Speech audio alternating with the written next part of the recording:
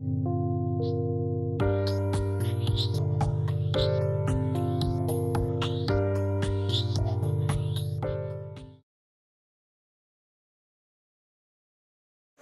thing that's happened is many of the people getting wealthy today are highly educated.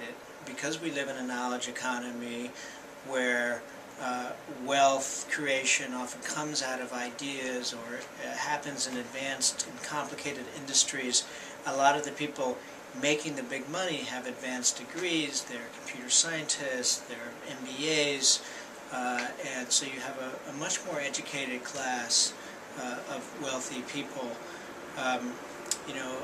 Over half of the people on the Forbes 400 list have advanced degrees today, whereas that was certainly not the case 30 or 40 years ago.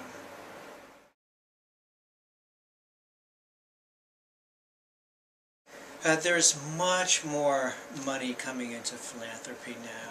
We have been living in boom times, at least for the upper class, huge concentrations of wealth at the top of the income ladder, and people have the kind of money you actually can't spend even in multiple lifetimes. So you have to give that money away. Many more billionaires in America than we had 20 years ago, and there's a lot of families with tens of millions of dollars. Thousands of families are worth over $30 million.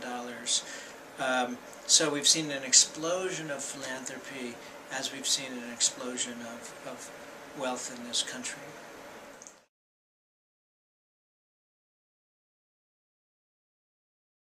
A lot of philanthropists are concerned about the growing gap between the rich and everyone else.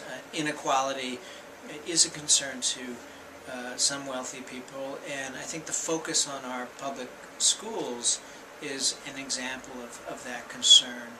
There's a lot of philanthropists who want to make sure that there's more opportunity for the people at the bottom of the income ladder, and fixing schools and providing more assistance to go to college is one way to do that. On the other hand, what you see is the wealthy using philanthropy to increase their influence over society overall. So even if the wealthy are doing things that are aimed at making America a better place or a fairer place, they're wielding a huge amount of influence in the process. So you see a growth of civic inequality. Somebody like Bill Gates, who is so influential in education policy. Well, who elected him to anything?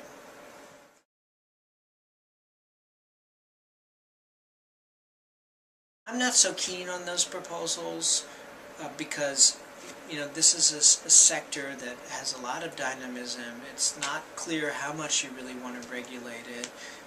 If you stipulated that a certain amount of money had to go to human services, say, in the philanthropic sector, that could be hard to enforce. I'm not sure that we want to get in there and start imposing a lot of more detailed regulations about how philanthropy operates. I do think it's important, though, to continually talk about the truth that so much of what is called charity in America actually doesn't get to poor people, and is going to benefit Americans who are already pretty well off.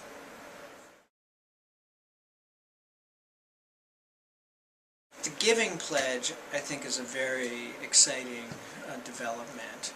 The fact that you have this high-level peer pressure on billionaires to give away more of their wealth than they might otherwise have done, I think is very significant.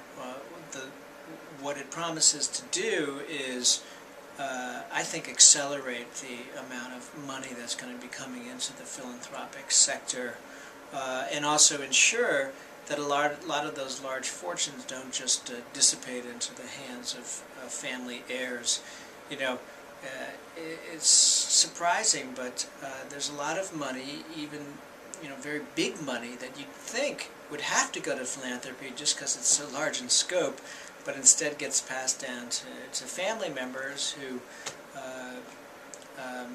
necessarily end up giving to philanthropic causes. So the giving pledge is important, and it's also important not just for the United States but globally, because there's a huge number of new billionaires worldwide in places like India and China and Europe, and those countries don't necessarily have a history of philanthropy. And so you see Warren Buffett and Bill Gates going to those places and pushing this giving pledge. I think it's an important development.